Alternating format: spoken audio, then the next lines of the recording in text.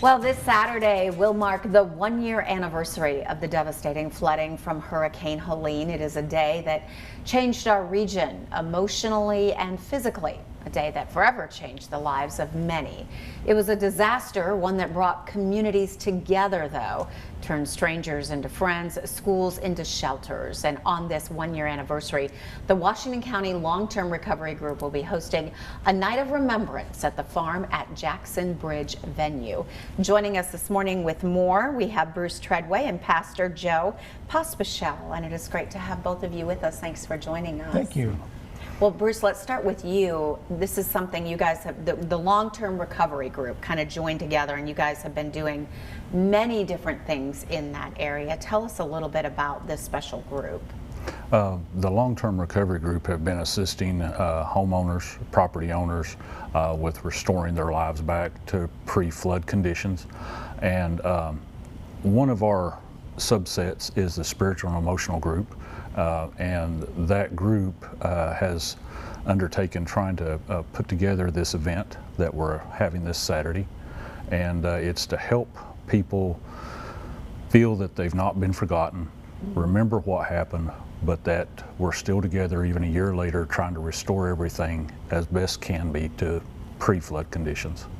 And Pastor Joe, you're part of this committee, and it's interesting that you have the emotional and spiritual is what you call it, and so many people, this was such an emotional event, so to be able to actually have a committee that really pulls this part of it, this component together, obviously so important. It absolutely is, and I believe that what we have planned for Saturday is an event that we address. You know, when you speak of emotions, the people they're at wit's end many times, and spiritually we have an answer for that.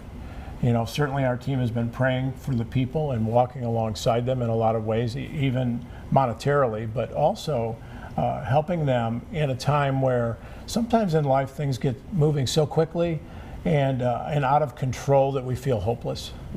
And that's really what we want to do, is to let them know that we're on a journey walking with them, and we want to show them hope. And so you have planned an evening. You got gates opening at a certain time. You're going to have dinner, a service, and most of all, you said you're going to provide that hope. Yes. Tell me a little bit about the event. Gates open at 4, and we will be providing dinner provided by the kitchen at Grace Meadows. And then Joe here will give a address to the community, and then we're going to close out with a remembrance down on the river that the people who attend will be able to watch on big screens at the venue itself. And that's a little bit of a surprise what we're going to do there, but it's not so much a celebration as just to let everyone know that we've not forgotten, we're still trying, and things are getting better, and we'll get even better going forward. And we know that particular area, you wanted to have it right there where people can come back and sort of reflect.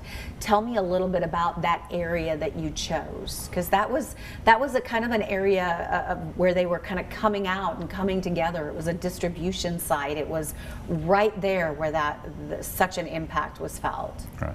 The Jackson Bridge was one of the only functioning bridge for months between Greenville and the Unicoi line. That was the only functioning bridge for a lot of the community. And so our venue is within eyeshot. I'm very, very close to the bridge. It's right, the property borders the river, and it just seems such a fitting place to have it. It was a miracle that everything just fell into place to have it right there, right then. Yeah, and Pastor Joe, you said too that'll be important to kind of have it right there, that we're back and we're joining hands and we're still here.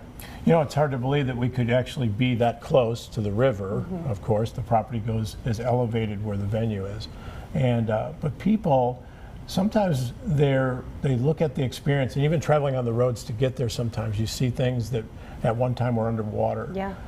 But you can go on the same roads, and we feel as if we have something that night. It's going to be kind of like riding in a vehicle, and you look out the window and you see the same thing all the time, and then somebody else drives and you look around and you see something you haven't been able to see before. Yeah. We're going to do that night. we're going to have a different perspective that night, and we're hoping that's going to be a blessing to all. All right, well, sounds like you have planned a very special evening. We're going to give everybody the information and a QR code that you can screenshot to get you to the website for more information.